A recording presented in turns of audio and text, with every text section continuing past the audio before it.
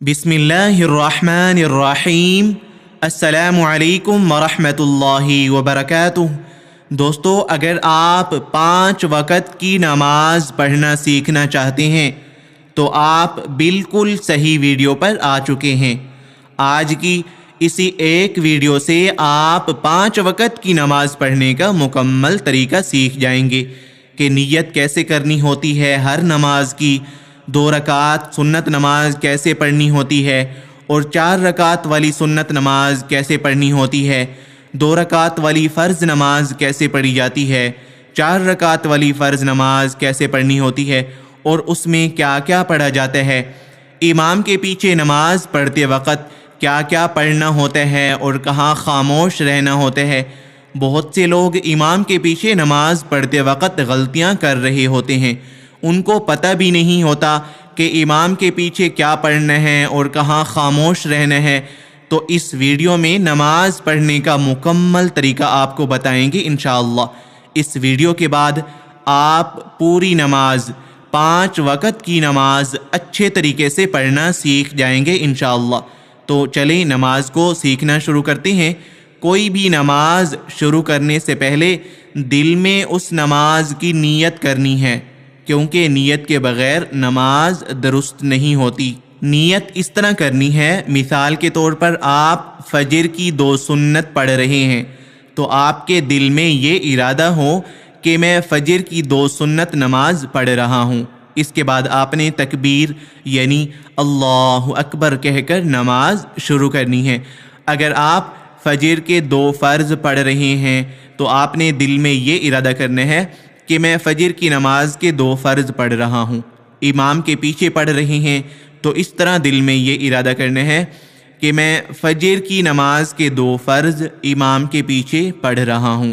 نیت کا مقصد یہ ہے کہ آپ نماز سے غافل نہ ہوں، بلکہ آپ کو معلوم ہو کہ آپ کون سی نماز پڑھنے والے ہیں۔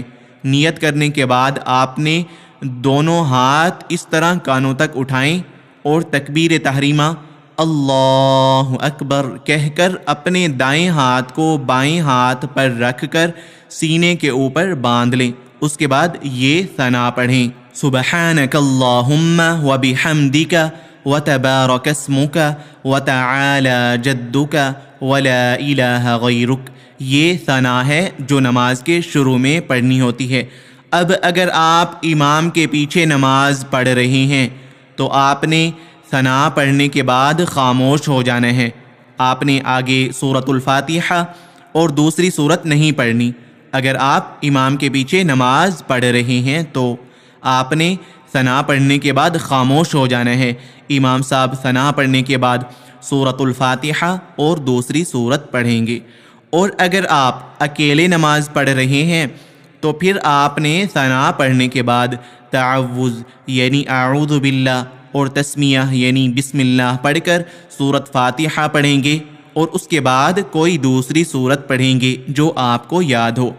ہم پڑھ لیتے ہیں سورۃ فاتحہ بھی اور دوسری سورت بھی، آپ توجہ کے ساتھ سن لیجئے۔ اس طرح آپ نے پڑھنا ہے ثنا پڑھنے کے بعد، اعوذ باللہ من الشیطان الرجیم، بسم اللہ الرحمن الرحیم، الحمد للہ رب العالمین، الرحمن الرحیم، مالک یوم الدین، ایاک نعبد و ایاک نستعین، اہدنا الصراط المستقیم، صراط الذین انعمت علیہم غیر المغضوب علیہم ولا الضالین، آمین۔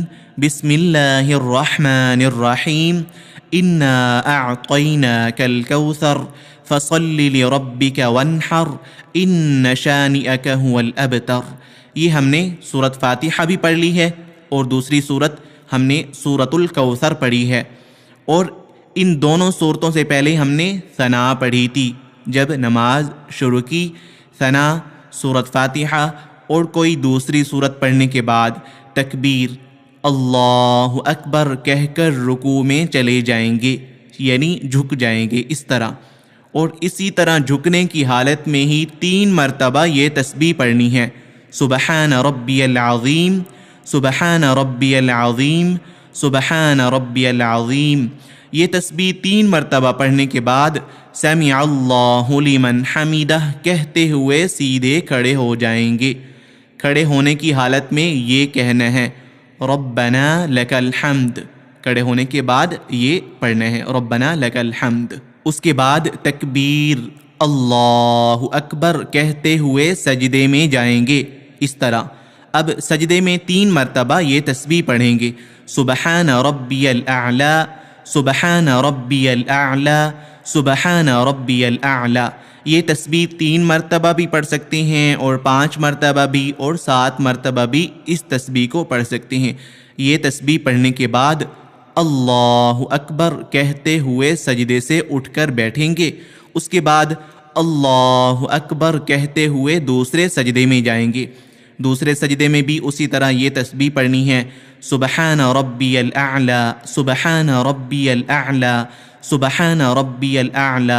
ये तस्बीह पढ़ने के बाद अल्लाहु अकबर कहकर सीधे खड़े हो जाएंगे दूसरी रकात के लिए।